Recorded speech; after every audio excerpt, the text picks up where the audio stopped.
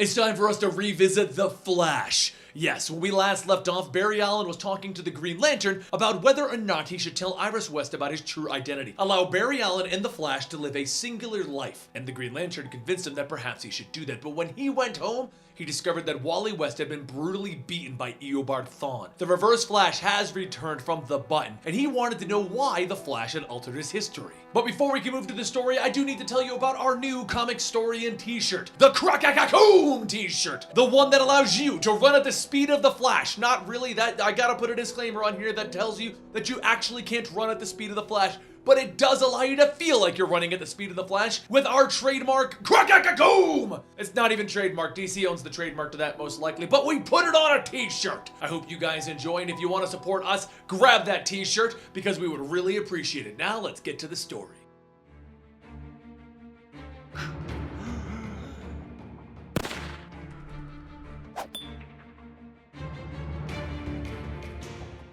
Who is the Flash? For centuries, people saw the Flash as a hero. He was their savior. They idolized him. It was deeper than worship. They felt as if he was one of them. They thought he understood them. It's funny, isn't it? How you can watch someone from afar and think you know them. The truth is, only we really know the man behind the mask. And right now, that man is giving everything that he has. Eobard Thawne, aka the Reverse Flash, has arrived in the present day, kidnapping Iris West, and he has run her into the far-flung future. The Flash is now on his cosmic treadmill trying to catch up. But as he is running faster than ever, he begins to think back to when he met Eobard. He ran into the 25th century once before, and as he entered the future, amazed by it, next to him was an individual in his own costume. He reached out, shaking the Flash's hand, and then he removed his cowl to reveal his true face. He explains that his name is Eobard Thawne, and he's a huge fan of the Flash. He harnessed the residual traces of the Speed Force from one of the old suits the Flash wore to gain powers similar to the Flash. Barry removes his cowl and he smiles. A future Flash? I never thought I'd see that. Well, friend, want me to teach you some tricks of the trade? They both suited back up and they began to run, with Barry telling Eobard that he can call him Barry Allen. But Barry quickly discovered that Eobard wasn't a hero. He was putting people into danger so that he could appear to be the hero. Barry beat Eobard, and as Eobard was trying to tell him that he can fix this, that he can become the hero that Barry thought that he was, Barry had him locked up. The next time that they met, Eobard was in the yellow suit of the Reverse Flash, and he took the name as well. His goal was to make the Flash's life a living hell. He did this by going back in time and killing Barry's mother. Barry went back in time to correct it, but that made the Flashpoint timeline, and then Thawne arrived again and again to fight against Barry. And now, Barry has arrived in the future once again, but this particular time to the future, something is wrong.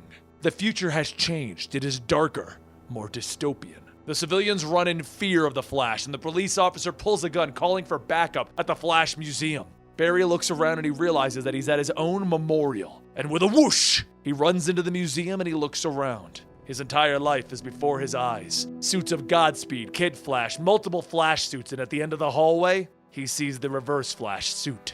Iris calls out for the Flash to watch out, and then crack on the left, crack on the right, thunk in his gut. And the Flash hits the ground as there's a twisted, demented voice. Hello! He looks up to see Eobard Thawne without his suit. Welcome to my home. I wanted you to see my masterpiece. Flash gets up and in a whoosh, he runs at Eobard, who easily sidesteps him. You see, after my little run-in with death, I came home. And I found that I was no longer an expert on all things Flash. So I decided to go back in time and see what else had changed within your timeline. The first thing that I found was your new sidekick, Kid Flash. And that's when I discovered that Aunt Iris, just like me, had her history altered. Iris looks at Eobard. She doesn't remember anymore, does she? Flash gets back up, running over to help her, but Eobard catches him, throwing him to the side. It's time that I started with the truth, Flash. While this might be your future, it was my present. A prison where I felt like a man out of time. I was an only child and I lost my parents to a tragic accident, leaving me with no friends, no family, no love. But I had the Flash. I watched every video on you. I studied every single story. In my darkest moments, I was thankful to have you running in my head. Then there was a miracle. A time capsule from the 21st century. The costume wasn't a replica, but it had been yours. And now, it could be mine. But dressing like you wasn't enough. I wanted to be a hero, just like you. But in this future, there weren't many opportunities, so I created my own, and I became the fastest man of the 25th century. Then you arrived and you showed me things that I never thought were possible. You told me every second was a gift. It was the happiest day of my life. My connection to the Flash, my special moment. But you didn't approve of my methods, and you sent me to prison. I told you I would make myself better. I would improve. And I did that. I dedicated my life to helping others. And eventually, I became the curator of this museum. So I knew that the next thing that I needed to do was show you how much I've improved. I changed my costume to yellow because I was arrogant to think that I could wear yours. And yellow was the color that all of your partners wore. I then hopped on the cosmic treadmill and I ran back in time. I watched you nervously, but I just knew it. You'd accept me again. You're more than just a hero. You're a friend. And then I saw you with that Wally West. And you told him every second is a gift. That was our moment. But it wasn't, was it? It wasn't special at all. It wasn't real. None of it was. You weren't who I thought you were. You were a liar. I ran back to the future with a new goal. My mission was to make you live the pain that I did. But you don't remember any of that, do you? And then Eobard hits him across the face. Do you? All of this, all the deaths, the years of torment. For that? I was treating you like everyone else in your life. I would give you credit for that. You did treat me the same. You hurt me like you hurt everyone else, Flash. It's time for you to learn to make time for the people who matter. It's time for you. And Eobard begins to suit up as he grabs the Flash by the leg. He drags him across the ground, across the water, across the museum as he suits up, telling him, every second is a gift.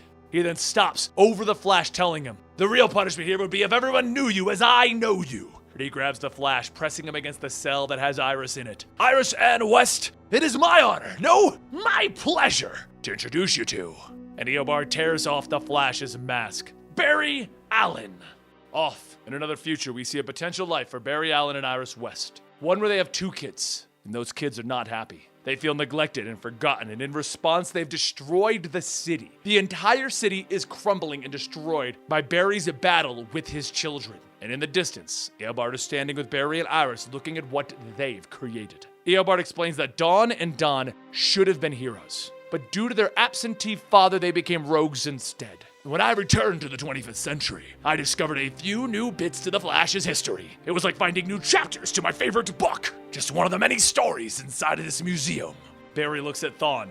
You must have done this. This is your fault. And Thawne walks back off the history platform that they were standing on in the Flash Museum, the one that was allowing them to relive the events of the past. Time doesn't care if you believe me or not, Barry. The reality is, I'm not Barry Allen's greatest enemy. The Flash is. Think about it. For years, you've been in conflict with yourself. The Flash always took priority in the battle over the Flash versus Barry Allen. The CSI, the friend, the lover. Why should it be any different when it came to Barry Allen, the father? Their first steps, their first words, birthday parties. What did Barry Allen miss so that the Flash could save the day? While Thawne was burying this into Barry's mind, Iris turns her back, telling him, you lied to me, Barry. Barry tries to tell her, try to explain, and she stops him. I know your reasons. You wanted to protect me, right? All of those dates you missed? Wally? Now I get it. You're the Flash. You're in the Justice League, and I'm just Iris West, aren't I? Barry comes over. I was gonna tell you. And Thawne chimes in again. No. Barry, in all of the timelines, you never tell Iris. She finds out herself. You are always the liar. Now, if you want to save everything, run side by side with me to a place where you'll never hurt another soul again. You'll take Iris home and leave my family out of this? On my life! I promise, Barry! And with that, Thawne grabs Barry and in a whoosh, they are off, leaving Iris trying to finish a sentence. I didn't want. We could have found another way. Together. They run faster and faster, and Flash asks Thawne, where are we going, another timeline? And Thawne explains, that is not the case. I am taking you to a place of my own creation, a world you'll never escape, the negative Speed Force. You'll be forever alone, absorbed into the energy that powers my every action. And as he throws Barry into it, he tells him, and then Iris West's future will be over. Surrounded by the negative Speed Force, Barry calls out, you promised! And the negative energy begins to swarm around Barry, take over his body, enter his own Speed Force. The loss of Mina. Wally being upset, calling him a liar. Iris realizing that he lied to her. He should have said goodbye. There was so much to accomplish still. This can't be the end! And back at the museum, as Thawne is approaching Iris to kill her, there is a crack-a-cacoom! Eobard looks up and he sees the most beautiful thing in the world. Negative Flash. Now covered in gray skin and black gloves with boots and a black lightning bolt on his chest, Barry looks at Eobard. I'm going to kill you, Thawne.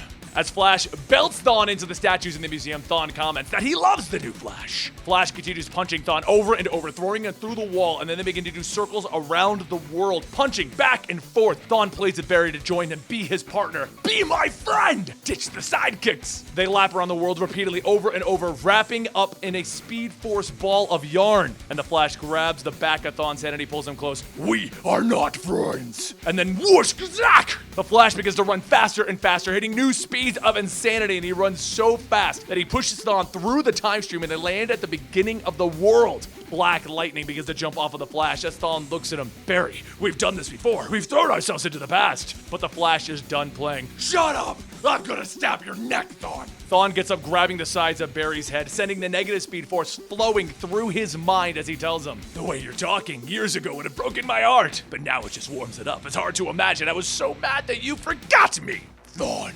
Barry then leaps into the air, grabbing Thawne by the wrists and holding them up. Do you really want to know why I don't remember all of our history? It isn't because of some big cosmic occurrence or a change in my timeline. It's because you were forgettable. They run back into the time machine, running all the way back to the 20th century, and Barry slams Thawne into the computers, grabbing him, demanding to know, why do you keep invading my life? And Thawne, with a legitimate pain in his eyes, looks up at Barry to tell him the truth. Because it's the only time that you'll spend with me.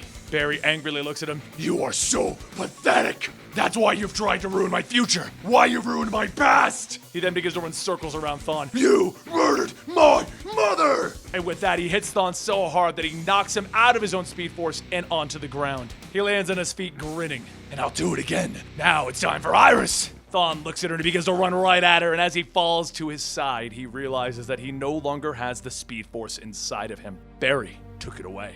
Shocked, he looks down, holding his shin. My speed. And Barry tells him it's gone.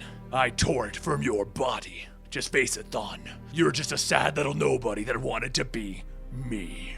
But no one ever built an Eobard Thawne museum. You and I, this thing, it's over.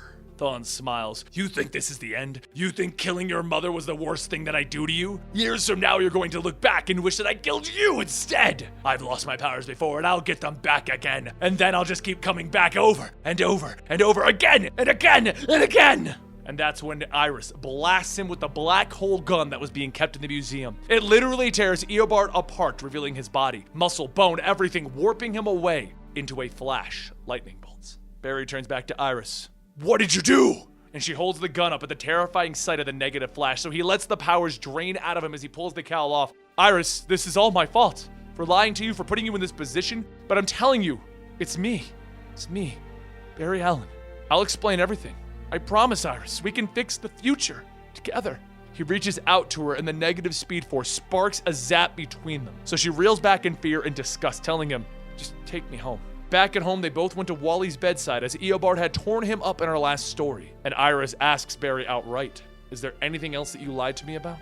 He thinks back to this Wally West in the old timeline Wally West, the redhead, the original nephew, and how this version really isn't her nephew but a byproduct of a new timeline. He doesn't tell her the truth though, and he walks away. As Barry walks off, he thinks to himself how messed up his life has become. And that's when we get a glimpse of the journal of Eobard Thawne before he went insane, when he was still looking for a hopeful and bright future. You know, it's a shame. I doubt I'll ever meet the Flash and tell him how I feel about him, what he truly means to me. That even though I have known in my life, his sense of hope was a light in the darkness of the future. As long as I have that, as I have his hope to guide me, I'll never be alone. And there you have it. The Flash is now going by the name Negative Flash, or at least he is in the solicits. I don't know if that's his official, actual name. But either way, he has negative Speed Force abilities. Iris doesn't know if she can trust him, and Wally West is in a hospital bed. And if you want to support our channel, and you want to feel like you can move at the speed of the Flash, that's a better marketing tactic. You can feel like you move at the speed of the Flash with a grakagoom! Then click our link down below to go to our limited edition Comicstorian t-shirt. Don't forget to check out the entire Flash storyline right here, and over here is something recommended by YouTube. And also down below you'll find a subscription link so you can keep up to date on The Flash. I will see you next time, right here. Crack-a-ca-coom!